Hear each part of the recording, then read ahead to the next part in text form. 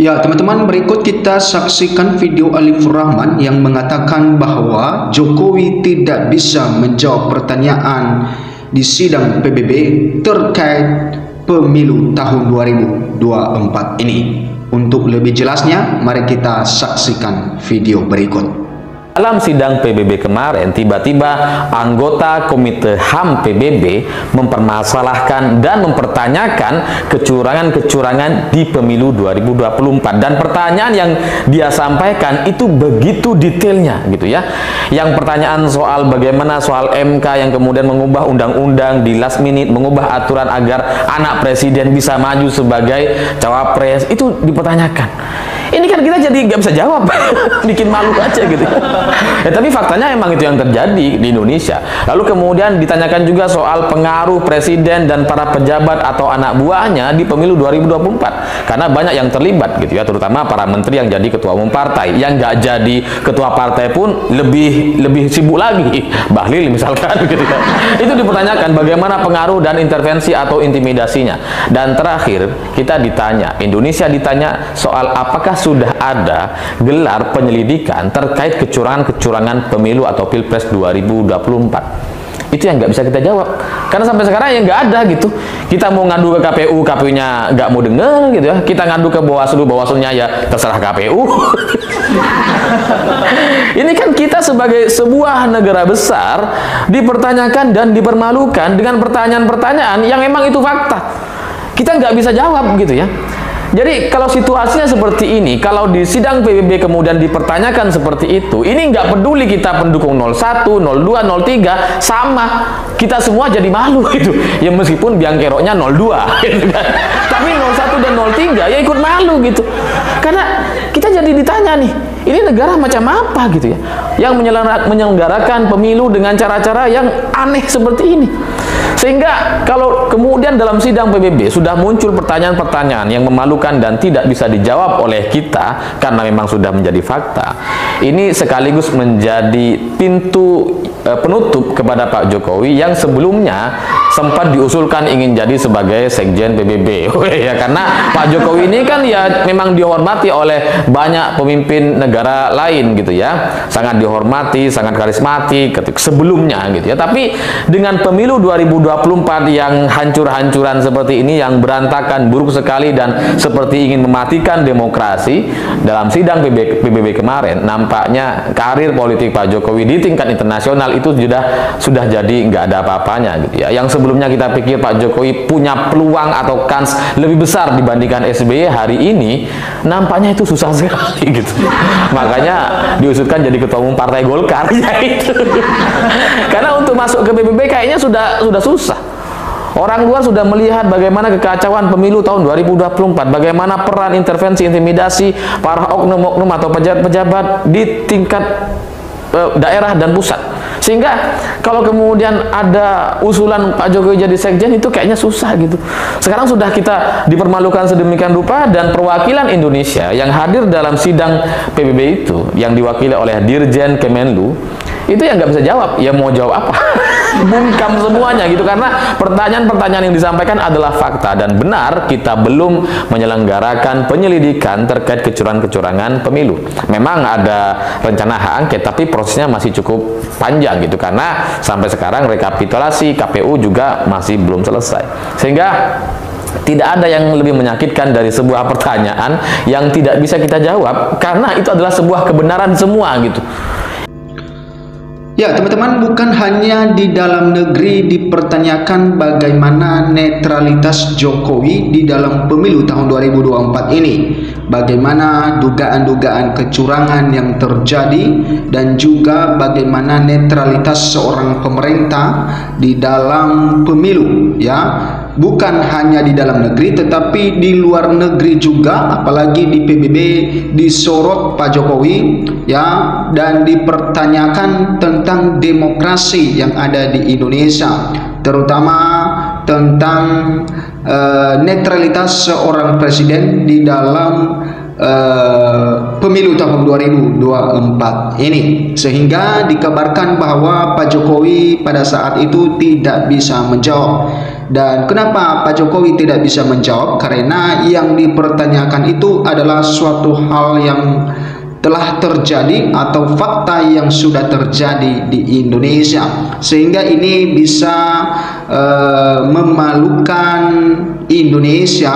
Artinya bahwa seorang presiden kita ya tidak bisa ya memberikan penjelasan kepada PBB terkait apa yang sudah terjadi di negara kita sendiri.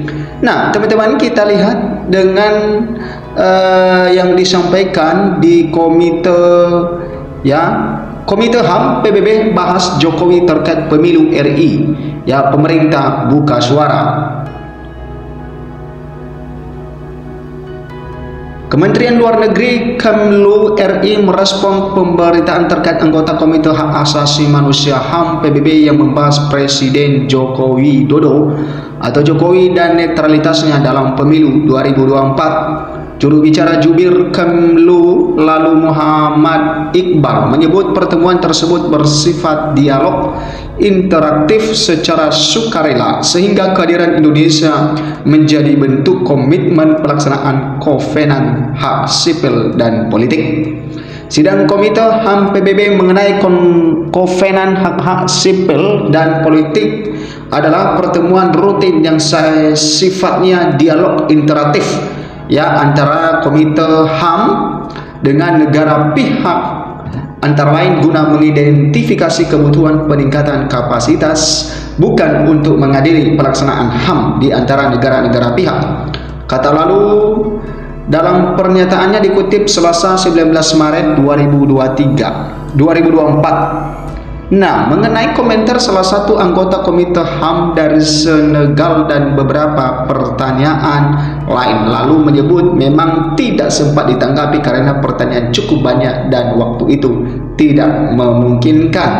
Ya, situasi tersebut sering terjadi dalam dialog interaktif seperti ini, tambah lalu. Nah, teman-teman ya lalu memberikan statement bahwa itu pertanyaan dari Komite HAM itu tidak sempat dijawab karena banyak pertanyaan yang dilontarkan ya kepada Presiden Jokowi pada saat itu.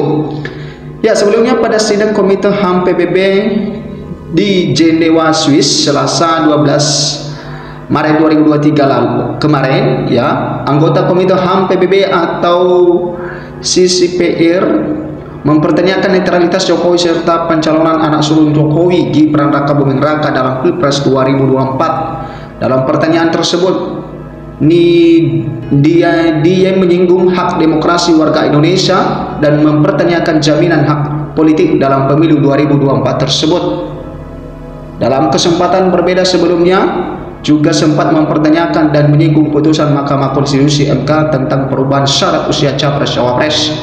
Perwakilan RI di sidang Komite HAM PBB yang dipimpin Dirjen Kerjasama Multilateral Kementerian Luar Negeri Tri Tariat tidak merespon pernyataan DIY tersebut, namun delegasi Indonesia dilaporkan menjawab pertanyaan-pertanyaan lain pada sesi tanya jawab. Nah, teman-teman, ternyata PBB juga yang menyinggung tentang pencalonan Gibran Rakabuming Raka yang merupakan putra dari Presiden Jokowi sendiri dan juga mempertanyakan bagaimana demokrasi terhadap negara Indonesia ya, dan disitulah ya menjadi Indonesia di dalam berdemokrasi sudah menjadi perhatian.